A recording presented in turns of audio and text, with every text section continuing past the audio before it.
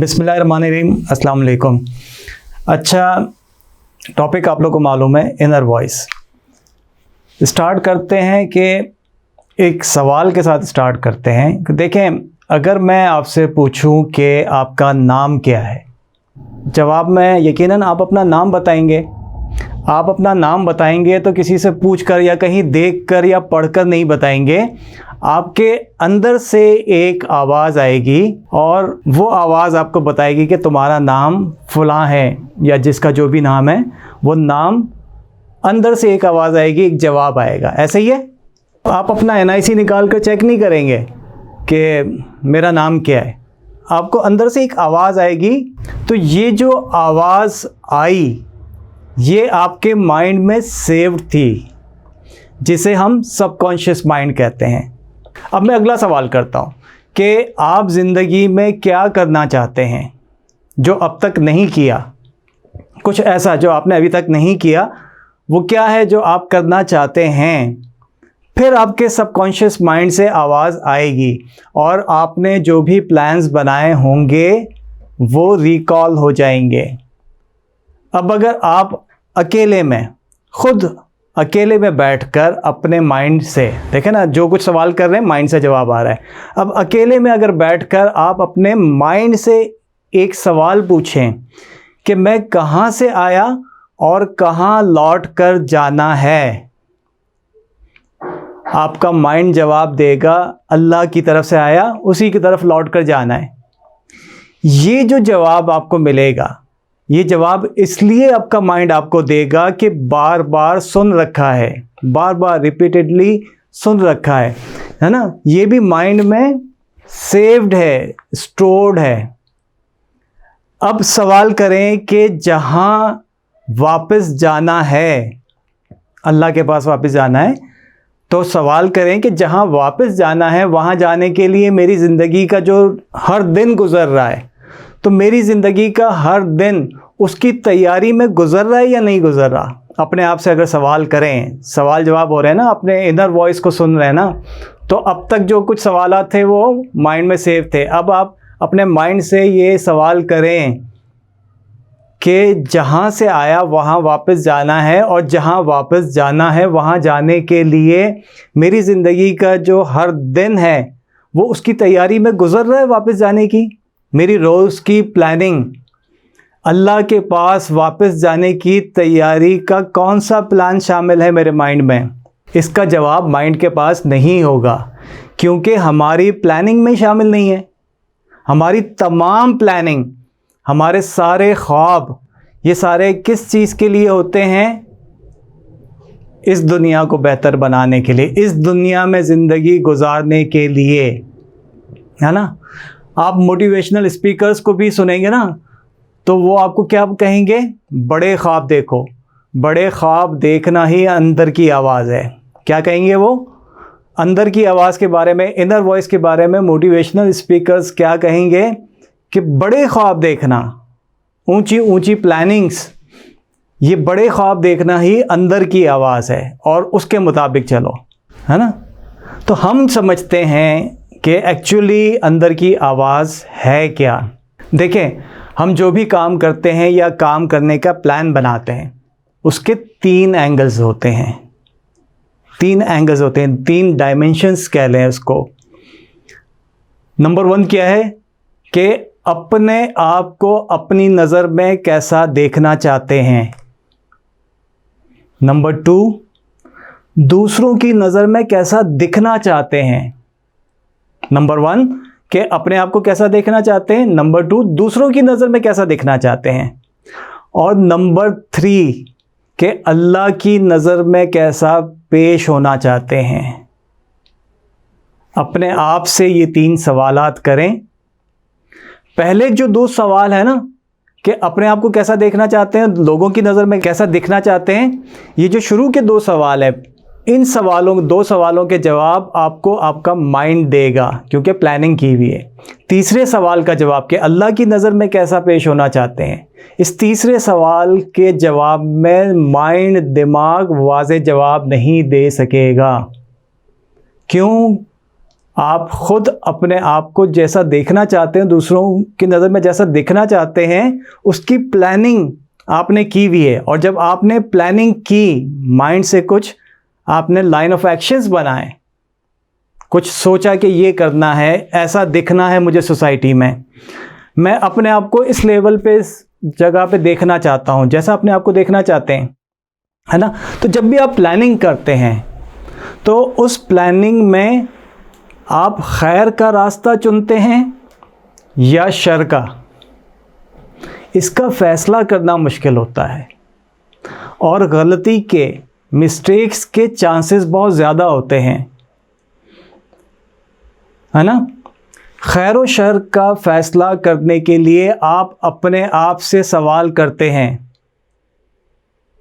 अगर आप कोई प्लानिंग करते हैं, आप अपने आप से सवाल करते हैं कि इसमें खैर है या शर है, या ये रास्ता ठीक है या नहीं है, मुझे ये करना चाहिए या नहीं करना चाहिए। जब आप अपने आप से खैर व शर से मुतालिक सवाल करते हैं तो इसका जवाब ज़रूर मिलता है, लेकिन शायद हम सुन नहीं पाते या फिर सुनना नहीं चाहते, है ना। तो सच की आवाज़ आती है, मगर अपनी अक्ल से गलत को सही बनाने की कोशिश में हम सच की तरफ तवज्जो नहीं देते।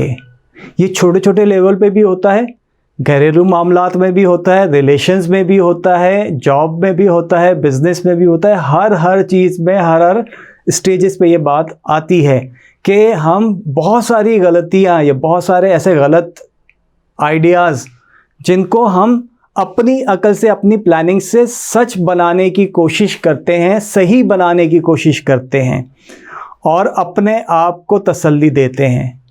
गलत को सही बनाने की कोशिश में हम सच की तरफ तवज्जो नहीं करते कि हकीकत क्या है, हक क्या है, सच क्या है। सच और हक उस आवाज़ को कहते हैं जो माइंड से ना आ रही हो। सच और हक की आवाज़, इसे क्या कहते हैं हम? प्लानिंग नहीं कहते इसे कहते हैं ज़मीर की आवाज़। ज़मीर,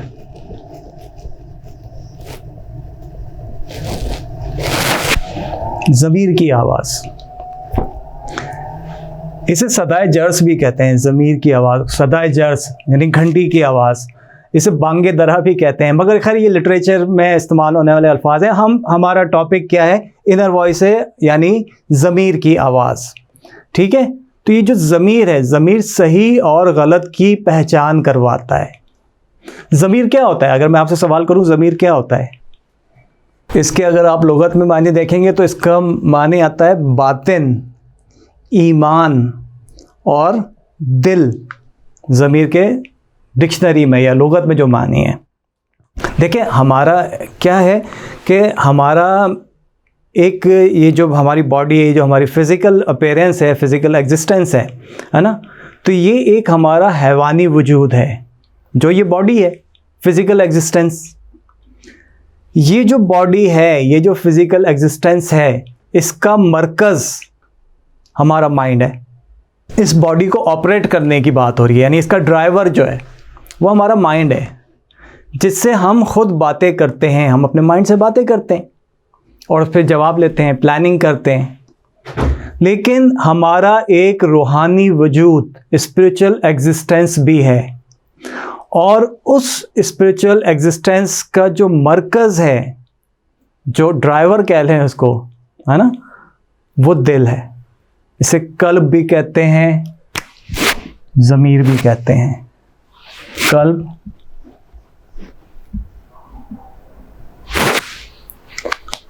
इसे कल्ब भी कहते हैं। ये जो दिल है, जो स्पिरिचुअल बीइंग का, हमारी स्पिरिचुअल बीइंग का जो मरकज़ है वो कल्ब है। इसे ज़मीर भी कहते हैं। हम माइंड से बातें करते हैं, ज़मीर जो है ये हमसे बातें करता है, लेकिन हम इसकी तरफ तवज्जो नहीं करते, है ना। देखिए ये ज़मीर को समझ लेंगे ना, तो हमें, अगर ज़मीर को समझ लिया तो हमें ज़मीर की आवाज़, इनर वॉइस की भी समझ आ जाएगी। मैं आपको कुछ एग्जांपल्स देता हूँ, फिर उस एग्जांपल से आपको वाज़े हो जाएगा। देखिए हम मुसलमान हैं,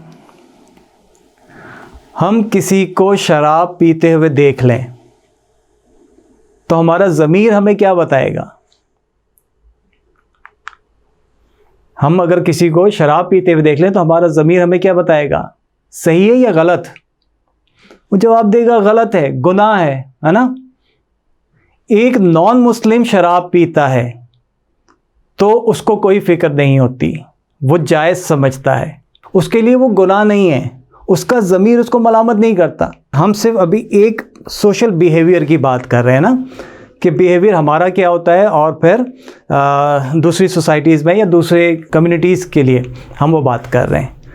तो उसके लिए नॉन मुस्लिम अगर शराब पीता है तो उसका ज़मीर उसको मलामत नहीं करता। क्लियर? अच्छा, मुसलमान के लिए शराब पीना नाजायज़ भी हो गया, उसका ज़मीर उसको मलामत करेगा, ये बात क्लियर हो गई। अब एक मुसलमान बेफ़िक्र होकर गाय ज़िबा करता है, उसका गोश्त खाता है, लेकिन एक हिंदू देखता है एक मुसलमान को गाय ज़िबा करते हुए या बीफ खाते हुए, गाय का गोश्त खाते हुए एक हिंदू देखता है, तो उसके ज़मीर की आवाज़ क्या आती है कि मुसलमान कितना बड़ा पाप कर रहा है। तो क्या ज़मीर के उसूल हर इंसान के लिए अलग अलग हैं? कोई काम किसी के लिए जायज़, खैर, और किसी के लिए शर हो, ये हो सकता है? ये जो ज़मीर की आवाज़ है ये अलग अलग हो सकती है, अलग अलग हो सकती है। खैर और शर अलग अलग हो सकता है कि किसी के लिए कोई चीज़ खैर का काम है तो दूसरे के लिए वो शर का काम है। किसी के लिए कोई काम, मतलब गुड और एविल की बात कर रहे हैं, कि किसी के लिए कोई चीज़ गुनाह है तो दूसरे के लिए वो सवाब है, जायज़ है। किसी के लिए हलाल है, किसी के लिए हराम है, वही चीज़ हो सकता है, होना तो नहीं चाहिए। ज़मीर के उसूल हर इंसान के लिए अलग अलग नहीं हो सकते। और फिर अगर ये भी कहा जाए ना, कुछ लोग ये भी कहते हैं कि ये इनर वॉइस कोई चीज़ नहीं होती, अंदर की आवाज़ कोई चीज़ नहीं होती, तो फिर हर किसी को ज़मीर मलामत ज़रूर करता है। तो ज़मीर मलामत क्यों करता है? कॉन्शियस बाइट जिसको कहते हैं, कॉन्शियस बाइट क्यों होता है, ये समझना ज़रूरी है ना? हम इसी को समझते हैं। देखिए, अल्लाह ताला खालिक व मालिक है, हम सब जानते हैं, और हमारा ईमान भी है कि अल्लाह ताला खालिक व मालिक है। उसने जो भी चीज़ बनाई उस चीज़ की रहनुमाई के लिए, उसे एक रास्ता दिखाने के लिए, उसकी रहनुमाई के लिए वही करके, हर किसी चीज़ के अंदर उसने रहनुमाई के लिए वही करके, यानी अपना अम्र करके, एक हुक्म, उस हुक्म की, उस ऑर्डर की वही करके प्रोग्रामिंग फ़िक्स कर दी है, या यूँ कह लें कि फ़िक्स प्रोग्रामिंग करके हर चीज़ के लिए उसूल बना के, खैर और शर के उसने प्रोग्रामिंग फ़िक्स करके इंस्टॉल कर दी, जिसे वही कह लें या वही कहते हैं। ठीक है? तो ये फ़िक्स प्रोग्रामिंग करके उस शय की इंस्टिंक्ट के अंदर रख दी, जबल्लत जिसको कहते हैं, उस शय की इंस्टिंक्ट उसके अंदर रख दी। इसको समझ लेते हैं इसी तरह से कि देखें, कायनात की हर शय जो है एक सिस्टम के मुताबिक काम कर रही है ना, जो अल्लाह ने उसके अंदर वही करके इंस्टॉल कर दी है, एक सिस्टम। अल्लाह ने हर शय के अंदर वही करके, अम्र करके, हुक्म करके इंस्टॉल कर दी। हर चीज़ उसी प्रोग्रामिंग के तहत काम कर रही है। यूँ समझ लें कि शेर कभी घास नहीं खाएगा। अगर एक छोटी सी नीचे से चलते हैं, हम एक आम सी मिसाल से चलते हैं कि शेर कभी घास नहीं खाएगा, बकरी कभी गोश्त नहीं खाएगी। शहद की मक्खी की इंस्टिंक्ट में ये रख दिया अल्लाह पाक ने कि उसे शहद बनाना है। वो शहद फूलों के अलावा किसी और चीज़ पे नहीं जाएगी, उसकी इंस्टिंक्ट के अंदर ये इंस्टॉल्ड है कि उसे शहद बनाना है, तो वो उसके लिए रोज़ मेहनत करेगी। वो कभी ये अकल नहीं लगाएगी, वो कभी ये इस तरफ सोचेगी भी नहीं कि कोई AI सॉफ्टवेयर बना ले जिससे शहद खुद ब खुद प्रोड्यूस हो जाए। ऐसा कभी नहीं सोचेगी। वो मेहनत करेगी, डेली जो उसके अंदर इंस्टॉल्ड है वो वही करेगी। सूरज रोज़ाना तुलू होगा और गुरूब होगा। वो कभी ये नहीं सोचेगा कि आज छुट्टी कर लूँ, आज छुट्टी कर लेता हूँ, कल डबल शिफ्ट कर लूँगा। कभी सूरज ऐसा नहीं करेगा, क्योंकि हर शे अल्लाह के अम्र के ताबे, उसके बनाए हुए ऑर्डर के मुताबिक, उसके अम्र के ताबे है। जो उसके अंदर, हर शय के अंदर, यानी हर चीज़ के अंदर वही की गई। वही क्या होती है? वही अम्र है। वही अम्र है, अल्लाह का अम्र है। रूह को भी कुरान पाक में कई जगह पर वही कहा गया है। तो सारी चीज़ें जो है वो अपने अपने प्रोग्राम के मुताबिक, अपने अपने उस अल्लाह के ऑर्डर के मुताबिक, एक निज़ाम के मुताबिक काम कर रही है, चल रही है। इंसान वो वाहिद मखलूक है कि जिसके अंदर अल्लाह ताला ने अपना अम्र भी रखा, वही कह लें इसको, रूह कह लें, वो अम्र भी अल्लाह पाक ने इंसान के अंदर रखा और अक्ल और शऊर देकर फ्रीडम भी दे दी, आज़ादी एक तरह की दी है, और इंसान को फ्रीडम भी दी है। कैसे? इंसान के दिल में उसने वो रूह या अम्र इंसान के दिल में रखा और नफ्स को फ्रीडम देकर दुनिया में भेजा। और हवास और दिमाग, ये जो हवास और दिमाग हैं, ये नफ्स को दुनिया के ख्वाब दिखाते हैं, और फिर एक तरफ ये दिल रूह की कशिश से इंसान को खींचता है। इंसान का नफ्स इस दिमाग के प्लानिंग से एक अलग डायरेक्शन में खींचता है। फिर क्या होता है कि ये जो माइंड है, ये दिमाग है, ये नफ्स के ताबे होकर उसूल बनाने लग जाता है। नफ्स जो है वो दुनिया की खातिर उसूल बनाने लग जाता है, प्लानिंग करने लग जाता है, प्लानिंग करता है, उसूल बनाता है। तो फिर बहुत सारे आइडियाज़ बनते हैं, थ्योरीज़ बनती हैं, मूवमेंट यानी तहरीकें बन जाती हैं आइडियाज़ पर, प्लानिंग्स पर। इन सब प्लानिंग्स को इंसान इनर वॉइस समझकर अपने माइंड के ज़रिए अपने नफ्स को तसल्ली देता रहता है। अल्लाह पाक ने सूरह दहर में फ़रमाया, ये अगर किसी के जहन में ये हो ना कि भाई फ्रीडम है या नहीं है, ये अल्लाह पाक ने कुरान पाक में फ़रमाया कि बेशक हमने इंसान के बारे में फ़रमाया कि बेशक सूरह दहर में ये कि बेशक हमने उसे राह बताई, एक रास्ता दिखाया। अब वो हक मानता है या नाशुक्री करता है, उस हक के रास्ते को मानता है, समझता है, या फिर कुफ्र करता है, नाशुक्री करता है। ये सूरह दहर जो है, इसका नाम सूरह दहर भी है और इसी सूरत का नाम सूरतुल इंसान भी है। तो इसकी आयत नंबर 3, तीसरी आयत में। अच्छा देखें, हम जिस माहौल में भी रहते हैं ना, जहाँ भी हम रहते हैं, जिस माहौल में भी रहते हैं, उस माहौल की, उस एनवायरनमेंट की अपनी बनाई हुई कुछ वैल्यूज़ होती हैं। उस एनवायरनमेंट की, उस माहौल की बनाई हुई अपनी कुछ वैल्यूज़ होती हैं। वो वैल्यूज़ क्या होती हैं? हमारे सबकॉन्शियस माइंड में सेव्ड होती हैं, स्टोर्ड होती हैं। हमने अपने जो उसूल बनाए हुए होते हैं, तो वो जो उसको वैल्यूज़ का नाम देते हैं। तो ये वैल्यूज़ हमारे माहौल और तरबियत से हमारे माइंड में स्टोर होती हैं, सेव होती हैं। इस माहौल में, इस तरबियत में सबसे बड़ा रोल किसका होता है?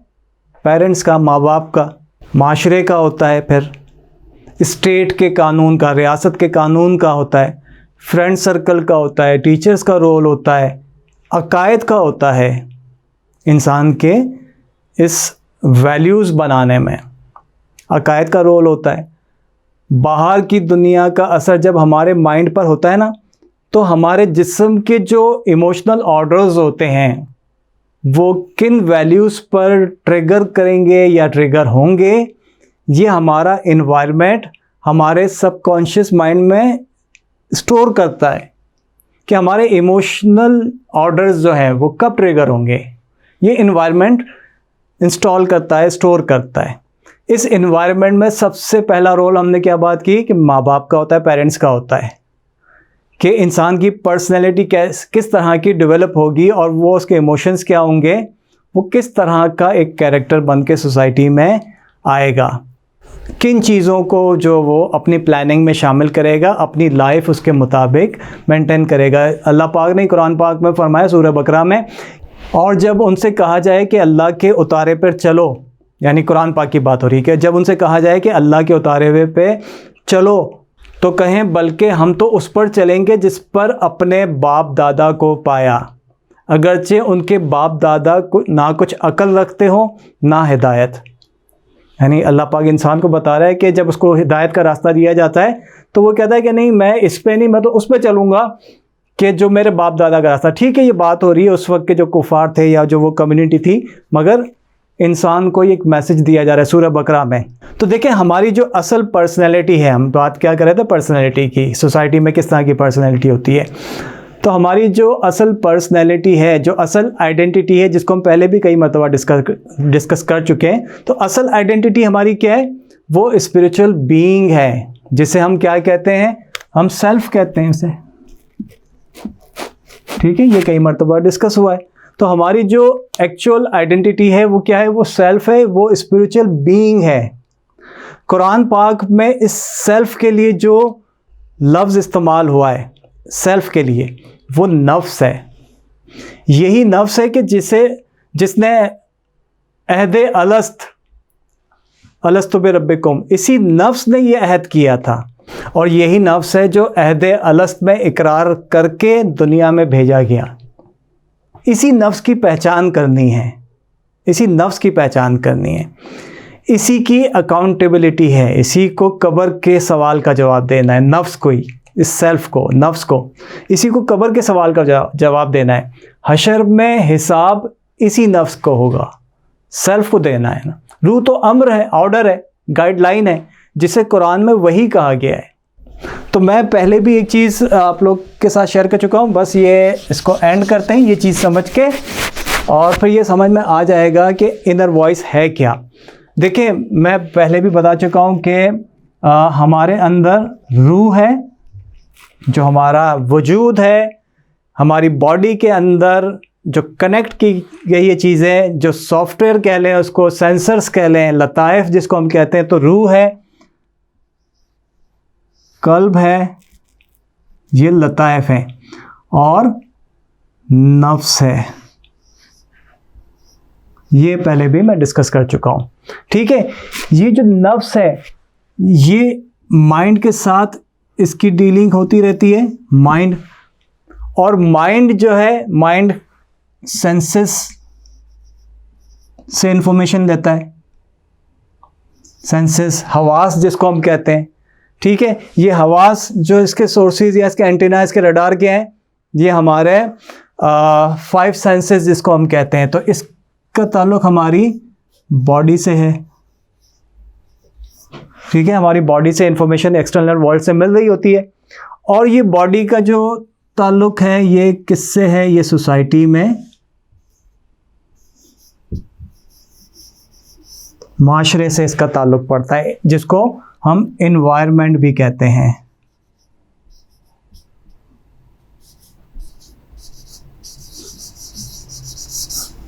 ये एनवायरनमेंट, सोसाइटी। तो अब इसको रिवर्स देखें कि एनवायरनमेंट या सोसाइटी, ये बॉडी हमारी इस सोसाइटी में एग्जिस्ट करती है। बॉडी में सेंसेस होते हैं, हवास जिसको हम कहते हैं। ये इन सेंसेस से बाहर की दुनिया से जो कुछ हमें हमारे माइंड में जाता है, तो उसी को हमारा नफ्स डील कर रहा होता है। हमारे नफ्स जो है प्लानिंग करता है माइंड से। जब ये बाहर की दुनिया में, सोसाइटी में, एनवायरनमेंट में, बाहर की दुनिया में नफ्स मसरूफ़ होता है, तो कल्ब जिसके अंदर रूह है, नफ्स इस पर गालिब होता है, इस पे असर डालता है। दिल दुनिया की तरफ माइल होता है, जिसे क्या होता है कि हमारा दिल उस चीज़ के लिए ललचाने लगता है। लेकिन असल में जो कल्ब का ताल्लुक है उसके अंदर रूह है। ये जो रूह है, जब इंसान अपने बाहर की दुनिया से थोड़ी देर के लिए तवज्जो हटाकर अपने अंदर झांकता है, तो ये जो रूह है ये दिल पर असर डालती है, अपनी तरफ खींचती है। तो ये कल्ब रूह की तरफ जब माइल होता है तो ये फिर असर डालता है नफ्स पर। तो नफ्स पर रूहानियत गालिब आती है कल्ब के ज़रिए।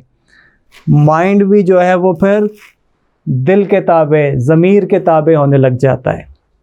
ठीक है, फिर वो इंसान के सेंसेस, हवास के ज़रिए डिलीवर होने लग जाता है सोसाइटी में। बॉडी जो है वो रूहानियत का मरकज़ बन जाती है, और उसके ज़रिए सोसाइटी में, एनवायरनमेंट में ये रूहानियत फैलने लग जाती है। ये पूरा एक सिस्टम है जिसको हम पहले भी डिस्कस कर चुके हैं। इसको मैंने बताया था कि सिगमंड फ्राइड एक साइकोलॉजिस्ट, फादर ऑफ साइकोलॉजी जिसको कहते हैं, तो उसने इसको सुपर ईगो का नाम दिया है। ये ईगो है, और नफ्स जो है इसको इट का नाम दिया है। इसको आप इस तरह से भी कह लें कि ये जो नफ्स है ये नफ्स अम्मारा है, जिसका ताल्लुक जो है वो माशरे में रहता है, ख्वाहिशात में डूबा रहता है। ये नफ्स लव्वामा है जो मलामत करता है, नफ्स लव्वामा।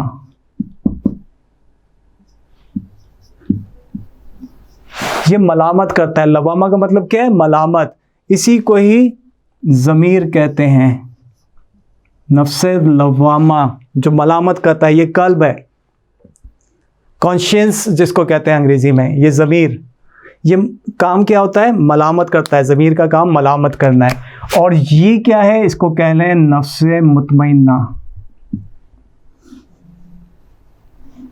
इत्मीनान वाला नफ्स, जो रूह है, जिसको मुखातिब किया गया कि है नफ्स मुतमइन्ना, अपने रब की तरफ लौट आ।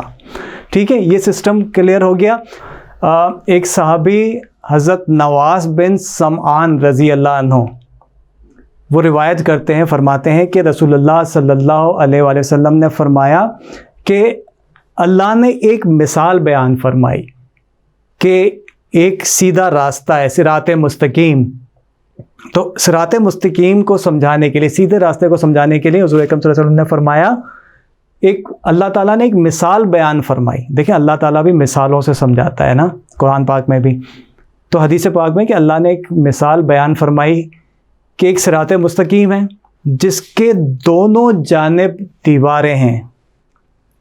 एक सीधा रास्ता है, दोनों जानिब दीवारें हैं, उन दीवारों में खुले हुए दरवाजे हैं। हदीस पाक सुना रहा हूँ मैं आपको कि एक सीधा रास्ता है, इसके दोनों जानिब दीवारें हैं, उन दीवारों में खुले हुए दरवाजे हैं, दरवाज़ों पर पर्दे लटक रहे हैं। और रास्ते में जो सामने बिल्कुल सामने सीधा जो मरकज़ी दरवाज़ा है जिसकी तरफ ये रास्ता जाता है, तो उस रास्ते पर एक दावत देने वाला, एक दाई खड़ा, ये दावत दे रहा है, कह रहा है, पुकार रहा है कि सब के सब इसमें दाखिल हो जाओ। यानी जो सीधा रास्ता है, आखिर में जो दरवाज़ा है, वहाँ से कोई पुकार रहा है कि इस सीधे रास्ते पे चलकर इस दरवाज़े पे दाखिल हो जाओ। दाएं बाएं जो दरवाजे हैं उनकी तरफ तवज्जो नहीं करना, मुंतशिर नहीं होना, डाइवर्ट नहीं होना। और एक दाई जो है वो क्या है? सीधा रास्ते पे पुकार रहा है कि सीधे सीधे चले आओ सीधे सीधे, वो पुकार रहा है। तो जो हदीस पाक में है कि जब कोई शख्स उनमें से कोई दरवाज़ा, आसपास के जो दरवाजे हैं उन दरवाज़ों को खोलना चाहता है, तो वो जो सीधे रास्ते पे जो पुकार रहा है वो कहता है कि इसे मत खोलना, आसपास के जो दरवाजे हैं इनमें से किसी को भी मत खोलना, इसलिए कि अगर तुमने इसे खोल लिया तो तुम इसमें दाखिल हो जाओगे, भटक जाओगे। यानी सीधे रास्ते पे आने के बजाय जो आसपास दरवाजे हैं इसमें घुसने की कोशिश करोगे, इसकी तरफ तवज्जो करोगे, तो तुम सीधे रास्ते से हट जाओगे, भटक जाओगे, उसमें दाखिल हो जाओगे। फिर आगे फरमाया कि सिरात मुस्तकीम, हदीस पाक सुना रहा हूँ मैं आपको, कि फरमाया सिरात मुस्तकीम से मुराद इस्लाम है, वो जो सीधा रास्ता है इससे मुराद इस्लाम है। जो दीवारें हैं ये हुदूद हैं, लिमिट्स हैं। ये जो दीवार है, दीवार से मुराद क्या है? ये हुदूद हैं कि इसी के अंदर अंदर रहते हुए चलना है। इन दीवारों के अंदर अंदर ये हुदूद हैं जो अल्लाह ताला के रूल्स हैं, जो अल्लाह ने उसूल बना दिए। ठीक है, उसके अंदर रहते हुए सीधे रास्ते पे चलना है। और इन दीवारों पे जो दरवाजे हैं, खुले हुए दरवाजे, ये महारिम है। महारिम मतलब ये कि हराम चीज़ें, महरमात हैं जो जायज़ नहीं है, वो रास्ते, दूसरे ऐसे मामलात के जिसका मना किया गया है। और जो रास्ते का जो सामने मरकज़ी दरवाज़ा है, उस दरवाज़े पे जो पुकार रहा है वो कुरान है। और रास्ते के जो बिल्कुल बीच में दाई है, वो हर मुसलमान के दिल में अल्लाह का एक वाइज़ है। और इस वाइज़ को, बात को समझे, इधर समझ आ रही बात, कि जो पुकार रहा है वो कुरान है, वो अल्लाह का वाइज़ है, अल्लाह का हुक्म है, अल्लाह का कलाम है, जिसे ज़मीर कहते हैं। कुरान के अल्लाह का कलाम है, वही है, ऑर्डर है, उसमें उसूल हैं। इसे अल्लाह का वॉइस, इसे ज़मीर कहा गया। ये मुस्नद अहमद में हदीस है 17634, अगर आप सर्च करेंगे मुस्नद अहमद 17634। तो इंसान ज़मीर की आवाज़ को, इनर वॉइस को सुनने के लिए अगर इन्वायरमेंट को चेंज करे, अपनी जो सेल्फ है, अपना जो नफ्स, अपनी सेल्फ, अपनी पर्सनैलिटी है, अपनी सेल्फ को हक और सच वालों की सोहबत में ले जाए या पहुंचाए। ये सच और हक वाले सिद्दीकीन जिनको हम कहते हैं, या कुरान ने भी जिनको सिद्दीकीन कहा, तो ये सिद्दीकीन, इनके जो कल्ब होते हैं, इनके कल्ब, इनके ज़मीर, इनके कल्ब जो सच्चे लोग होते हैं, इनके कल्ब पर नफ्स गालिब नहीं होता बल्कि रूह गालिब होती है। जिनके कल्ब पर, जिनके ज़मीर पर रूह गालिब होती है, उन्हें हम रोशन ज़मीर कहते हैं। इसीलिए उन्हें रोशन ज़मीर कहते हैं, क्योंकि रूह का जो नूर है उनके ज़मीर पर गालिब होकर उनके कल्ब को, उनके नफ्स को, उनकी सेल्फ को, उनकी पर्सनैलिटी को मुनव्वर कर चुका होता है। इसीलिए रोशन ज़मीर कहलाते हैं। ये अपने नफ्स की ख्वाहिश से कुछ नहीं बोलते, क्योंकि ये रोशन ज़मीर होते हैं। ये जो कुछ भी बात कर रहे होते हैं, रूह, वही, अम्र, उसी के हुक्म से बात कर रहे होते हैं।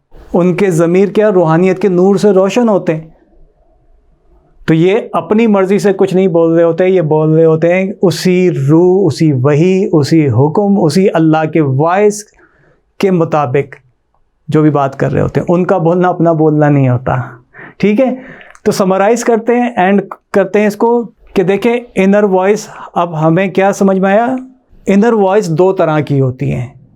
एक्चुअली तो असल में तो एक ही होती है, ज़मीर की आवाज़, मगर जो हम कम्युनिकेट करते हैं ना, तो एक माइंड की आवाज़ से हम कम्युनिकेट कर रहे होते हैं।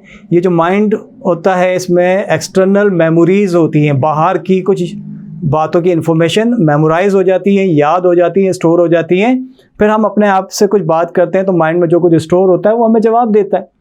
तो ये माइंड की आवाज़, मैं इसको थोड़ा सा इसको इस तरह से कर लेते हैं, एंड करते हैं इसको कुछ, ताकि ये फिर आज का मकसद हमारा पूरा हो जाए कि असल में जिसको हम इनर वॉइस समझते हैं वो है भी या नहीं, या फिर असल में इनर वॉइस क्या है और हमें उस पर किस तरह से तवज्जो देनी चाहिए। ठीक है, ये एक फार्मूला समझ लेते हैं। देखें हमारी जो जिसको मैंने कहा ना कि हमारी क्या होती है कि हम दो तरह की इनर वॉइस जो हम समझ रहे होते हैं। एक माइंड की आवाज़ होती है। माइंड की आवाज़ क्या होती है? ये स्टोर्ड मेमोरी होती है।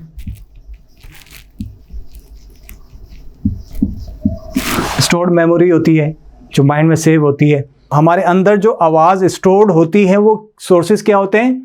एनवायरनमेंट जिसमें हम रहते हैं, हमारा घर, हमारा फ्रेंड सर्कल, हमारी सोसाइटी, मूवीज़ जिस तरह की हम देखते हैं वो movies, social media, motivational speakers जो होते हैं ना, वो हमारे माइंड की मेमोरी में बड़ा इन्फ्लुएंस करते हैं।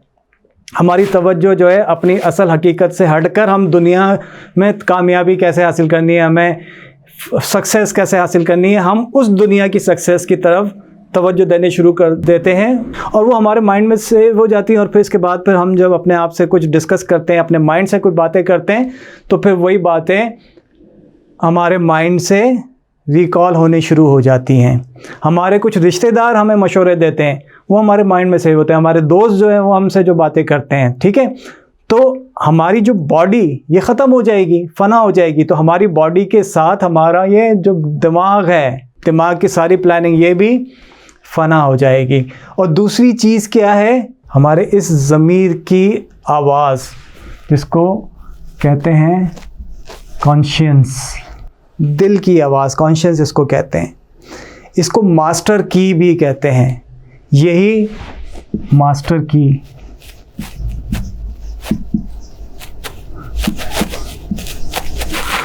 ये मास्टर की है, हर ताले की चाबी है। ये स्पिरिचुअल बीइंग है।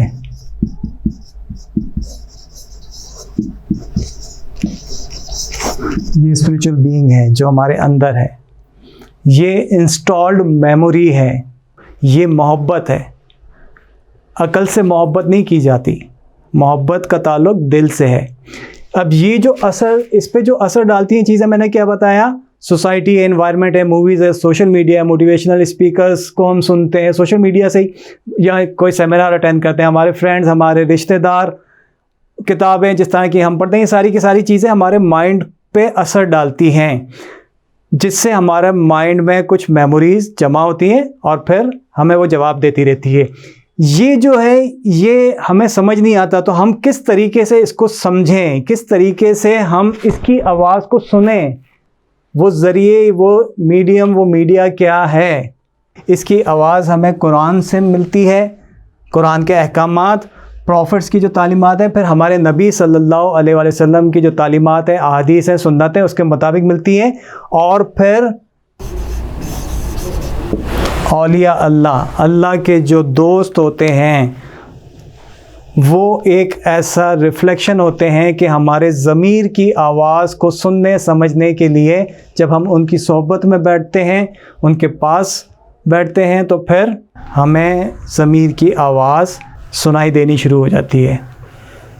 खुदा का वजूद या इसकी गवाही कलेक्टिव अनकॉन्शियसनेस में होती है, इंस्टॉल्ड होती है, लेकिन कॉन्शियसली हम समझ नहीं पाते। तो कॉन्शियसली इसको समझने के लिए सोहबत में बैठना ज़रूरी होता है।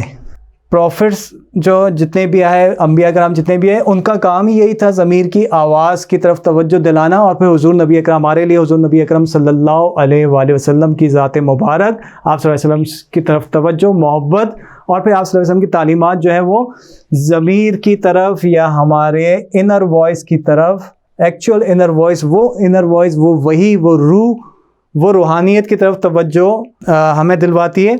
और ज़ाहिरी तौर पे हमें अगर ये हासिल करना है तो फिर जो अल्लाह के दोस्त होते हैं, औलिया अल्लाह होते हैं, यही वो सच्चे लोग होते हैं जिनकी सोहबत संगत, ये रोशन ज़मीर लोग होते हैं कि जिनकी सोहबत संगत में बैठकर हमें हमारे ज़मीर की आवाज़ सुनाई देनी शुरू हो जाती है। अब ये और बात है कि कोई जाके अल्लाह के किसी वली की सोहबत में बैठ के, उसके सामने बैठ के वो अपने माइंड को चला रहा हो और फिर कहीं और उसकी तवज्जो, वो एक अलग बात है। मगर अपने दिल के साथ, अपने ज़मीर को साथ ले जाकर, अपने ज़मीर को वहाँ ले जाके पेश करे, अपनी सेल्फ, अपनी नफ्स को वहाँ पर ले जाके सरेंडर कर दे, तो फिर उसको ज़मीर की आवाज़, इनर वॉइस, जो एक्चुअल, जो अल्लाह ने इंस्टॉल्ड की हुई है, जो अल्लाह ने वही की हुई है, जो अल्लाह ने एक प्रोग्राम उसके अंदर इंस्टॉल किया हुआ है, वो हुक्म, वो अमर, वो वही, वो रूह, वो समझ आनी शुरू हो जाती है। ये हकीकत है, बस हमारी तवज्जो उस तरफ नहीं होती।